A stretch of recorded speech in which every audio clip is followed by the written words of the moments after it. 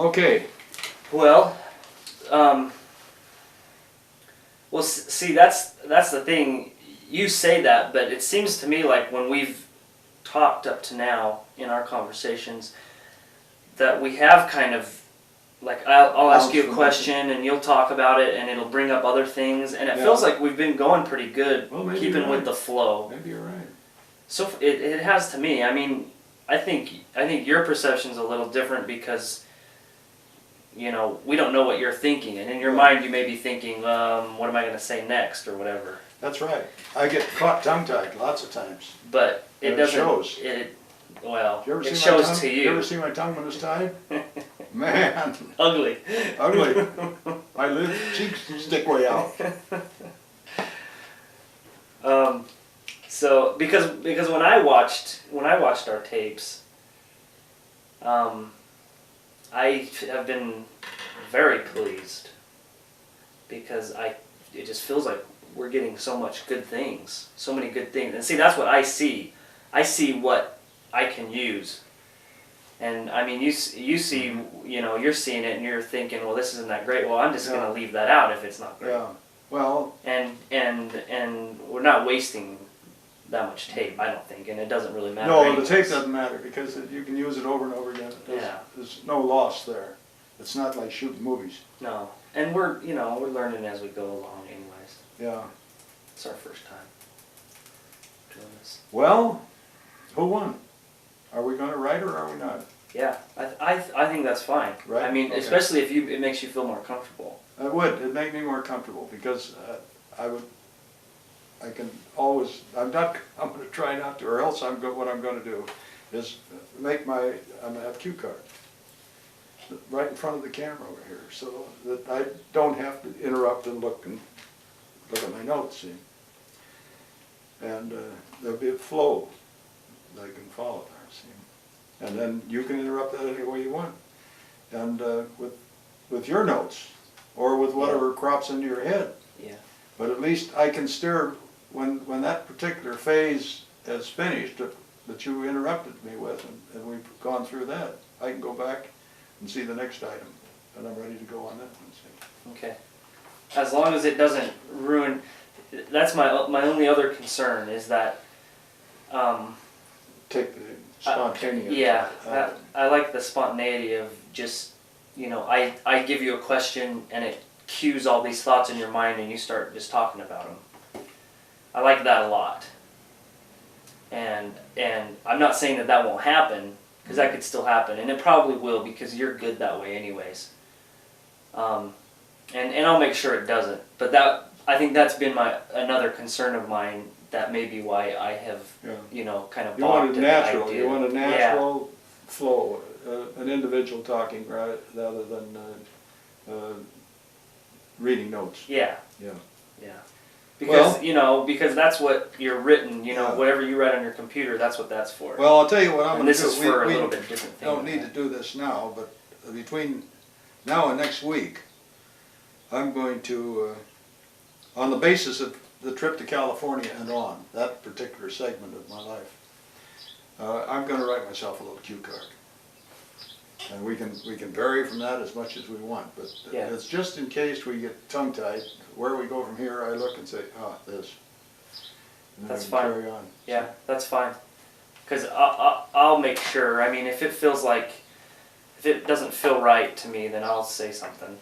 Well, you know the thing is, it catches you off guard too, because you never know when I'm going to get tongue-tied. And then you've got to suddenly grasp something out of the air. What am I going to say? What am I going to ask you? Well, yeah. I have so many questions. If I ever hesitate, it's which question to ask, not that I don't have a question. Yeah, well, yeah.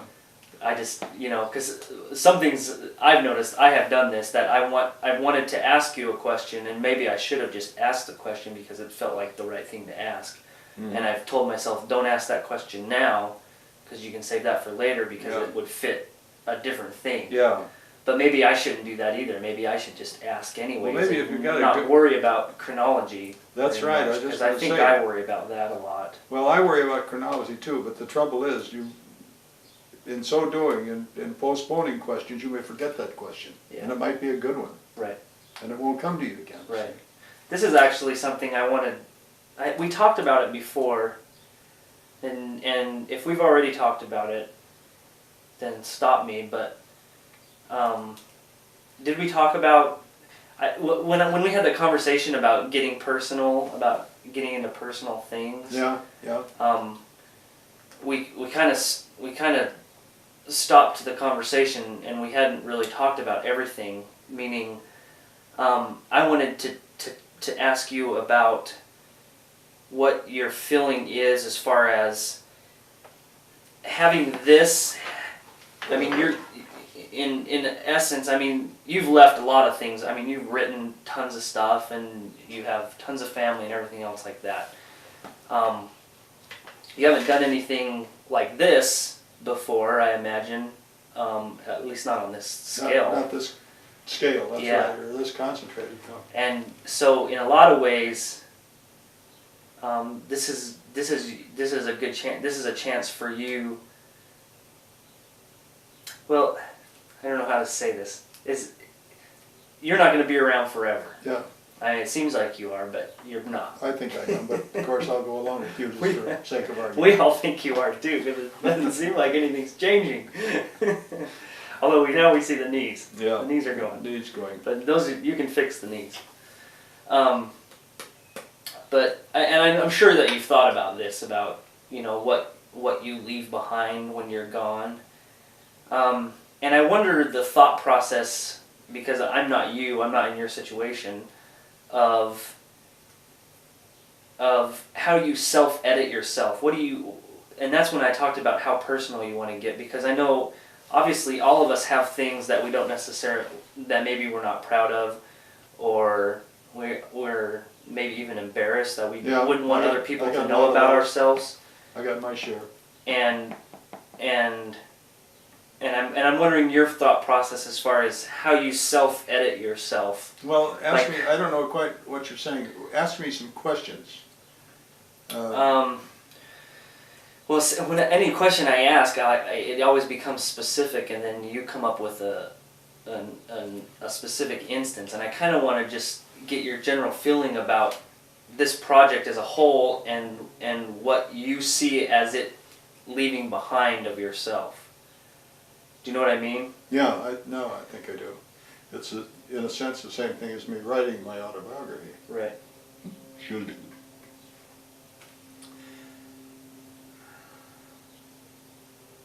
Well, I think as far as this is concerned, and also the autobiography, is a great opportunity for me to leave more of myself to posterity than I would without this or without my writing. And I know by comparison how I regret that I don't have more information on the lives of my grandmother and grandfather and others beyond. We have very little of that, and what we do have, Vicki has. Anything that I get, I usually funnel to her. She seems to be the historian in the family. And so this is a great opportunity, not that my life is so exemplary, or I'm so proud of it, but it is a chunk of someone living through this particular cycle of time that is related to somebody. In other words, they say, well, gee whiz, look at, we saw what Grandpa did, or great-grandpa, or great-great-grandpa. We saw how he lived, and or heard how he lived, or read how he lived, and so I think this is a great opportunity. I don't know whether anybody will ever pick up a book or a film in some years hence. I hope they do, but if they don't, why they're probably no different than we are, because we've got pictures of. I have pictures of my great-grandparents, my grandparents, and so forth. We've seen some of them, and I don't see them maybe once in 10 years. Do they come out of the archives and into the light of day? But I wish I had known more about them, so that I could tell you now that this was a situation back in those days. See? Right. So anyhow, I think it's got a value. It is to me because I'm satisfied that I've taken part in something that extends my life beyond my years. And where otherwise, if we didn't do it, why, everybody would be guessing. And if they're like me, they don't want to guess, they'd like to know. Yeah. So yeah, I think it's, of the things that I could leave to posterity, my kids and their kids and so on down the line, this is probably the most valuable thing I could do. Except money, of course. But nobody can expect any of that because I promised you all that I'm going to spend every bit of it, you know. But anyhow, if they will appreciate it as I would appreciate having it with my grandchildren, it will add some value. Yeah, and they will. I mean, I'm sure. Well, that, you know, in a lot of ways, that's my motivation too. Is that I want it for myself, and I'm sure that, and I've talked about that before. That I'm sure your other grandchildren, you know, all my cousins, would feel the same way. Yeah, probably so. Our family is unique in the fact that we have a great family spirit. I say it's unique, I don't know. I only know our family, but I know that our family at least has a great family spirit and a great interest in those who's gone before and those that are coming. And so this is just something to fulfill that need that can be passed from one generation to another. Right. Now, to the more difficult question, well, maybe as you've written in your autobiography, what has been your thought process as far as what you decide not to talk about as much as what you decide to talk about? You know, that's a good question because I come across things from time to time in my memory and I think, hey, am I going to mention this or am I not? And some of the things I'm ashamed of, but that doesn't excuse me from putting them down because everybody makes mistakes.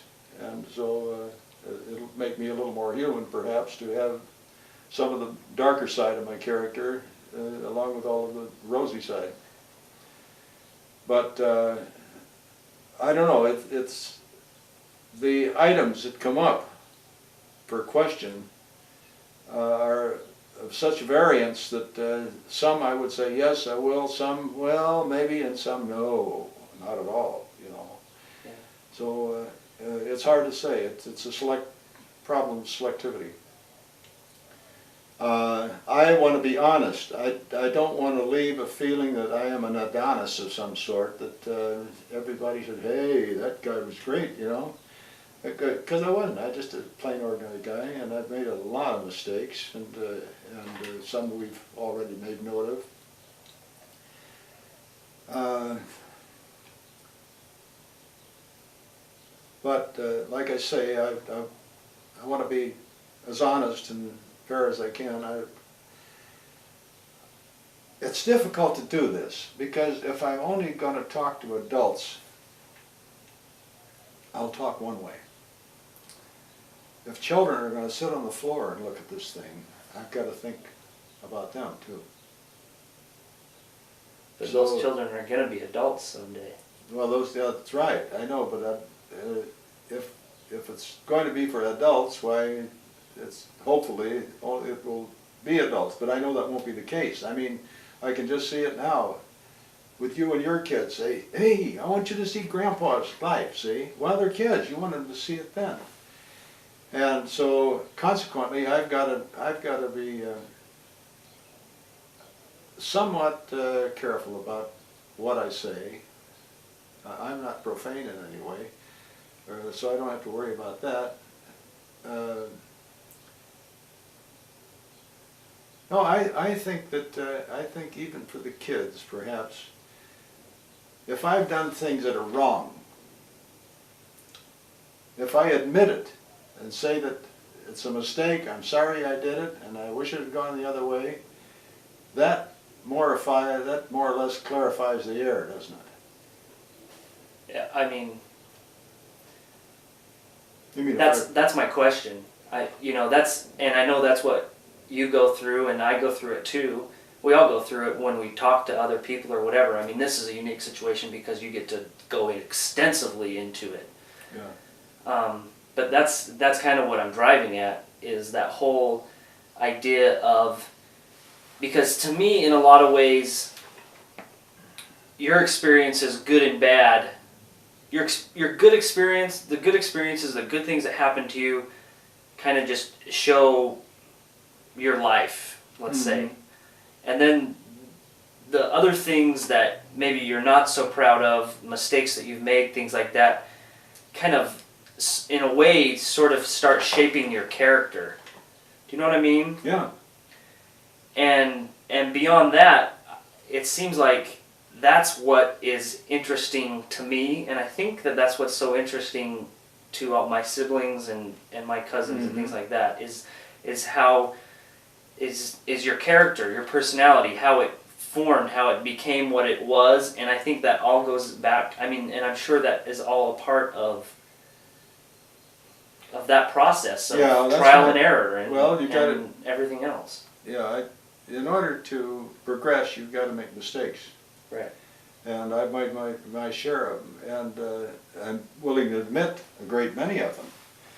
And also mention what had it taught me along the way, and everything, was, I think, is what you're getting at. And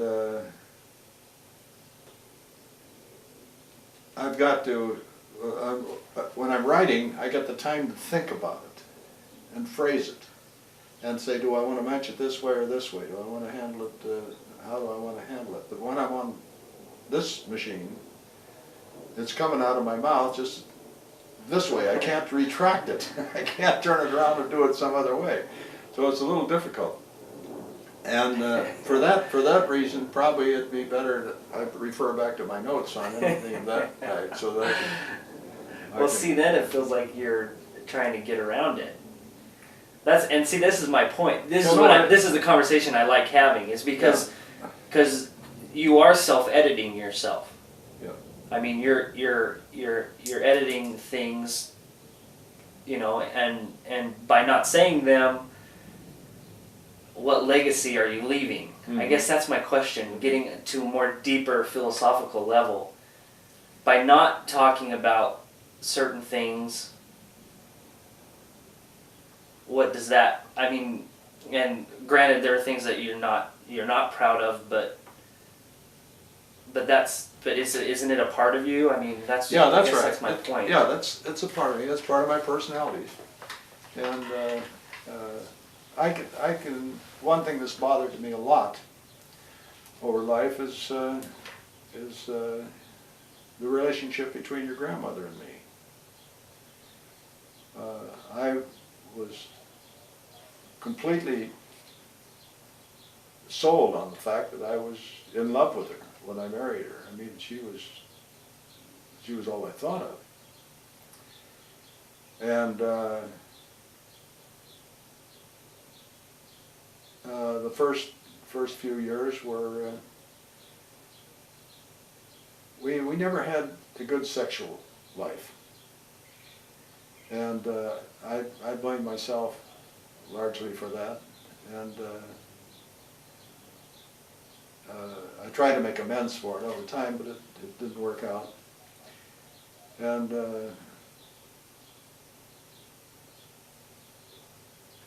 I'll see that's the thing. I have a tendency to want to pick and choose what I say in a situation like this, and perhaps I should. But this is where the children come in, you know. And some of these things are not necessarily for their ears. An adult can understand the situation, but the kids might not. Well, see, this is my point exactly. Is that is it relevant? I mean, if it's relevant to you and your personality and your character, and if it's also something that you could say, this is my mistake, this is what I would have done differently, and that would have worked out better, learn from me. You know, I mean, these are I things. see. These are Yeah. things that you could. These are experiences that if you shared, maybe they could save somebody else from going through them. Absolutely, yeah. Especially That's true. because we are family. Yeah, Do you know what I mean? yeah, I mean, and you know, we all have the tendency to think certain ways just because we, you know, you brought up my mom and she brought up me, and there's an obvious connection there. And I understand your concern, and I'm concerned too about what children will see. But those children will someday be adults, and this may be relevant to them yeah, that's true. and may be helpful to them. Yeah. Well, our wedding night was a disaster. And for a number of reasons. First of all, we hadn't had any sleep for 2 days. And then our wedding day, we had our wedding at noon. And the afternoon was full of reception, everything on into the night. In fact, it was about 2 o'clock in the morning when everybody finally cleared out of our little apartment. They all ended up in our apartment. So there was no chance of getting any shut-eye until everybody was gone. Yeah. And furthermore, on your wedding nights, you're not thinking about the shut-eye. But anyhow, it was a disaster, my fault. And I always